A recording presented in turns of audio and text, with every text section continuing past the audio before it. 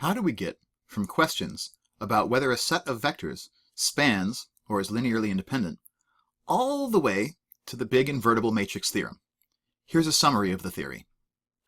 The theory has everything to do with questions about the existence of solutions to a linear equation, that's everything on the left half of the diagram, and questions about uniqueness of solutions to that linear equation, that's everything on the right half of this diagram.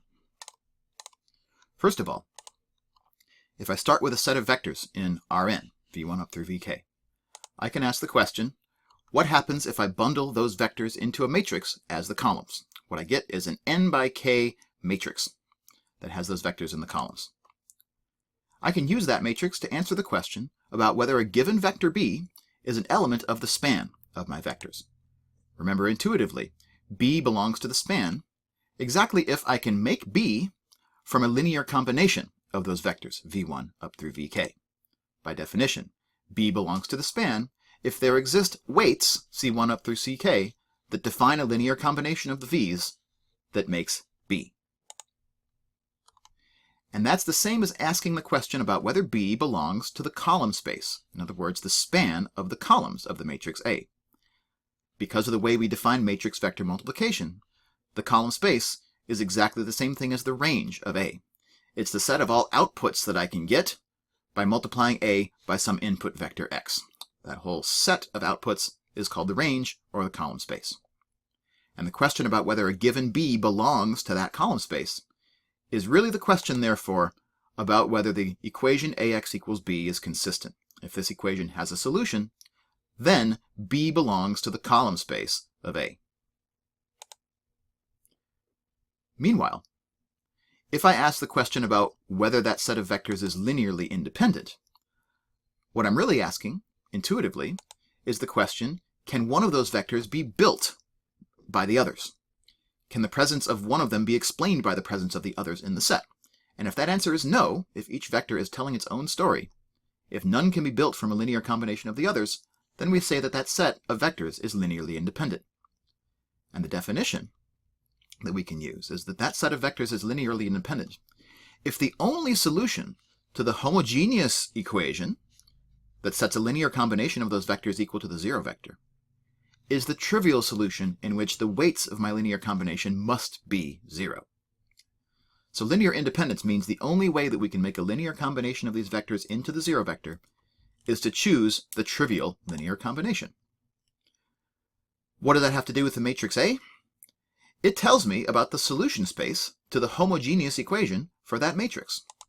That solution space is called the null space, or the kernel, of my matrix. And so the null space is the set of all solutions to AX equals 0. And my columns of my matrix, my set of vectors, is linearly independent exactly if the only thing in this set, if the only solution to the homogeneous equation is the zero vector. If there's anything non-zero inside of my null space, my solution space to the homogeneous equation, then the columns of this matrix, i.e. my vectors, are not linearly independent. But that's really a question about whether the homogeneous equation has a unique solution. And a linear equation has a unique solution only if every single variable in that system is a basic variable, which means that none of the variables are free, and that means that there must be a pivot in every column. So when my matrix has a pivot in every column, that means its homogeneous equation always has a unique solution. It also means that the function that this matrix defines is a one-to-one function. That any time I can solve an equation defined by this function, that solution is unique. This function does not take two different inputs and produce the same output. So that's how questions about linear independence get answered by questions about uniqueness of solutions. What about questions more broadly about whether my set of vectors spans the entirety of my space? Not just is this system consistent for one given v that somebody supplies, but is it always consistent? Is it always true that b belongs to the span of the v's? For every possible v that you could give me. In this case, we say that this set of vectors spans all of Rn. Well, that's going to happen exactly when this linear equation, ax equals b, is consistent for all b. In other words, when this equation can always be solved for x and give me something. The solution set is never empty. But that's going to happen exactly when the row echelon form of A can never have a row of all zeros. And in order that that happen, we need that there be a pivot in every single row of A. So my set of vectors is going to span all of Rn exactly when this associated matrix has a pivot in every single row. In that case, we're going to say that the function which is defined by this matrix is onto. It's onto because every single b vector that we could choose is realized as the output of this function. There's some input that I can give this function whose output is whatever b that we wanted. So the real magic happens when both sides of this diagram are simultaneously true for a given matrix. When I have a matrix which both has a pivot in every row and a pivot in every column, and the only way that that can happen is if my matrix is a square matrix, if I have as many rows as I have columns. In other words, when I have a set of n vectors sitting inside of n-dimensional Euclidean space. It's the only chance that this can happen. But if I have such a set and it has a pivot in every row and a pivot in every column, then that means that its associated linear equation is always solvable, solutions always exist, and that those solutions are always unique.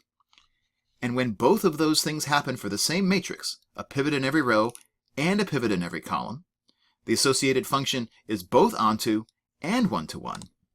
When both of those happen for the same matrix, that means that its equation ax equals b always has unique solution. We can always solve it for x, and we'll always get a single answer. And in that case, we say that the matrix A is invertible. There exists another matrix, A inverse, which can cancel out multiplication by A. In that case, the function which is defined by that matrix is both one-to-one and onto. We say that it's bijective. That means also that A is row equivalent to the identity matrix, because every column has a pivot and every row has a pivot, meaning that its reduced row echelon form has ones everywhere on the diagonal and zeros everywhere else. In other words, it's the identity matrix. That also tells me that the columns of this matrix, the set of vectors that we started with, forms a basis for Rn, because it both spans all of Rn because we had a pivot in every row, and it's linearly independent because we had a pivot in every column. And the combination of spanning the set and being linearly independent means that this set forms a basis. We also get as a bonus that the rows of the matrix also form a basis for Rn for the same reason. And finally, in this scenario, we're going to know that the determinant of the matrix, which is the volume of the parallelepiped formed by its columns, is not equal to 0 in the case where the matrix is invertible. And this is an if and only if criterion. Everything here in this invertible matrix theorem is reversible, if and only if. And so either all of these things happen at the same time for a matrix, or none of them happen for a square matrix at the same time. So invertible matrices are exactly those for which we have a pivot in every row and every column, because that means that solutions exist always, and they're unique always, and therefore the function which is defined by multiplication by that matrix is one-to-one and onto, and therefore is invertible.